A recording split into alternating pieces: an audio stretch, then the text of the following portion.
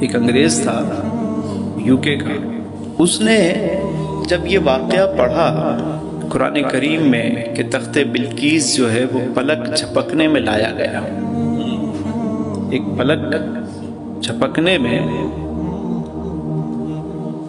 تخت بلقیس آ گیا، اس نے کہا یہ کیسے ہو سکتا ہے بھائی، اگر بائی ایئر لائیں گے تو اتنا ٹائم لگے گا، بائی سی لائیں گے تو اتنا ٹائم لگے گا، بائی روڈ لے کر آئیں گے تو اتنا ٹائم تو لگنا ہی چاہیے، ہائی اسپیڈ بلٹ ٹرین کے ذریعے بھی اگر کوئی لے کر آتا ہے تو وہ بھی اتنا ٹائم لگے گا، اتنا بڑا تخت ایک پلک جھپکنے میں کیسے آ سکتا ہے؟ بڑی ریسرچ کی۔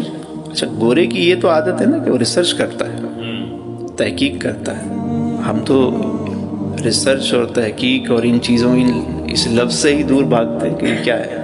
کبھی کوئی آرٹیکل پڑھنا پڑ جائے علی بھائی تو لگتا ہے کہ دماغ جو ہے وہ کیسا خشک مضمون مل گیا۔ اب ریسرچ آرٹیکل پڑھنے کے لیے اور کتابیں کھنگالنے کے لیے تو اس نے بڑی ریسرچ کی، اس کو جواب نہیں ملا۔ کچھ وہاں کے علماء سے اس نے پوچھا تو انہوں نے کہا تم پاکستان کیوں نہیں چلے جاتے، یہاں بڑے بڑے مدارس ہیں، بڑے علماء ہیں، مشائخ ہیں، آپ جائیں، آپ کو جواب ملے گا۔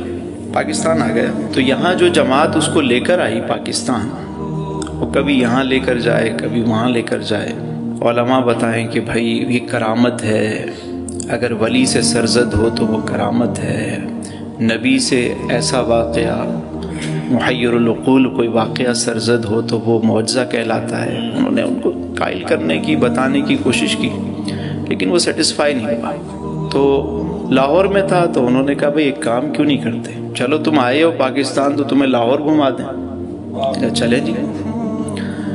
اب جب چلے تو انہوں نے بتایا کہ یہ مینار پاکستان ہے، یہ بادشاہی مسجد ہے، یہ شاہی قلعہ ہے، یہ فلاں چیز ہے، یہ انارکلی بازار ہے۔ گھماتے گھماتے جیسے ہی وہ حضرت گنج بخش فیض عالم مظہر نور خدا ناکسارا پیر کامل کامل آرا رہنما، جیسے ہی ان کی گاڑی وہاں سے گزری، اس نے کہا بھئی گاڑی روکو، گاڑی روکو، گاڑی روکو۔ بھئی کیا ہے یہ؟ گاڑی روکی، بولا کیا ہوا؟ بولا یہ کیا ہے، یہ ادھر کیا ہے؟ بولا کچھ نہیں، یہ چھوڑا، یہ تو ایسے ہی ہے۔ اس نے کہا نہیں، گاڑی روکو یہیں پہ، مجھے تو یہاں سے ایسی خوشبو آ رہی ہے جو میں نے اس سے پہلے نہیں سونگھی تھی،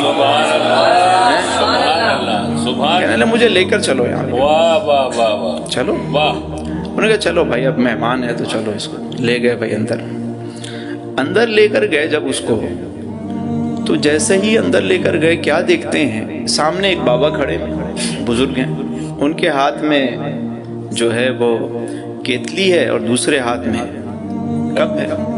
کہا چائے پیو گے؟ کہا یس۔ گورے نے جب وہ چائے کا کپ ہاتھ میں پکڑا تو وہیں گرا اور بے ہوش ہو گیا، وہیں گرا اور بھگدڑ مچ گئی۔ میں پانی وانی لایا، اس کو ڈالا گیا، چھڑے ہوا کیا، یہ اچانک سے گرا اور بے ہوش ہو گیا۔ ہوش آیا تو کہا وہ بندہ کہاں ہے جس نے چائے سرو کی تھی؟ بندہ دیکھا تو بندہ نہیں ہے کوئی۔ بولا ہوا کیا؟ کہا یہ نہ پوچھو کہ کیا ہوا، یہ پوچھو کہ کیا نہیں ہوا۔ ہوا کیا بتاؤ گے بھی؟ اس نے کہا کہ جس جواب کی تلاش میں یہاں تک آیا تھا اور بڑے بڑے علماء مشائخ سے تم نے ملوایا، جواب نہیں ملا، مجھے تسلی نہیں ہوئی، وہ جواب مجھے یہاں پہ مل گیا۔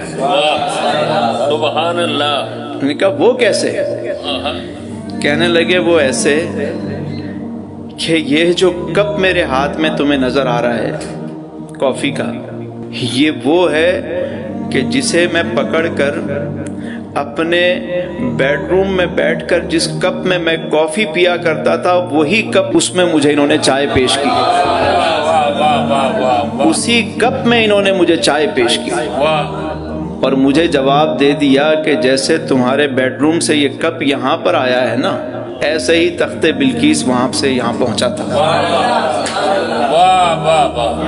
سبحان اللہ، سبحان اللہ۔ اچھا، جب میں نے یہ واقعہ سنا نا تو میں نے کہا یار ہمارے یہاں تو ویسے بھی بڑے بڑے واقعات سنا دیے جاتے ہیں واہ واہ کرنے کے لیے۔ میں میں نے کہا یار یہ بات جو ہے نا وہ ریسرچ کرنی چاہیے اس بات میں. میں جب لاہور گیا داتا صاحب کے مزار پہ تو وہاں کے جو خدام ہیں متولی ہیں وہ میرے جاننے والے ہیں جاوید صاحب. تو میں نے ان کو فون کیا, میں نے کہا یار مجھے ملنا ہے. آ جائیں ویلکم. میں نے کہا اس طرح کا کوئی واقعہ ہوا تھا؟ کہنے لگے ہاں ہوا ہے. میں نے کہا پھر اس کے بعد وہ شخص اس نے کہا جس کو یو کے جانا ہے جائے, جس کو جہاں جانا ہے جائے. مجھے میرا جواب مل گیا, جس جواب کے لیے وہاں سے یہاں تک آیا تھا اب میں یہ در چھوڑ کے کہیں نہیں جاؤں گا. ساری زندگی اس نے وہیں گزار دی, انتقال بھی وہیں ہوا اور مزار کے احاطے میں ہی اس کی تدفین ہوئی. تو میں نے کہا یہ تو جب تدفین ہوئی ہے تو ان کی قبر بھی ہوگی, لحد ہوگی. میں گیا تو میں نے کہا جی مجھے وہاں لے چلو, میں نے دیکھنا ہے. تو وہ نیچے لے کر گئے مجھے اور وہاں پر انہوں نے مجھے وہ قبر دکھائی. فاروق احمد اس کا نام, بعد میں فاروق احمد اس کا نام دیا گیا. ابھی بھی کوئی ریسرچ کرنا چاہے تو چلا جائے, مزار کے نیچے جہاں لنگر خانہ ہے اس کے پاس ہی جا کر وہ ان کی قبر کو, اور وہاں پہ پوری ڈیٹیل کے ساتھ ان کے بارے میں جو ہے وہ لکھا ہوا ہے. تو اب آپ دیکھیے کہ وہی مزار ہے, ہزاروں لوگ گزرتے ہیں لیکن خوشبو کس کو آئی؟ خوشبو کس کو آئی؟ بس یہ یاد رکھیے گا, جس نے آنکھ دی ہے نا نظارہ بھی اسی نے پیدا کیا ہے, جس نے کان دیے ہیں نغمہ بھی اسی نے عطا کیا ہے. بس محسوس کرنے والا ہو, جب ادھر دل لگائیں گے تو ہر چیز خود بتائے گی آپ کو. کٹ جائیں گے ایام میری تشنہ لبی کے, میں خانہ سلامت رہے برسات بھی ہوگی.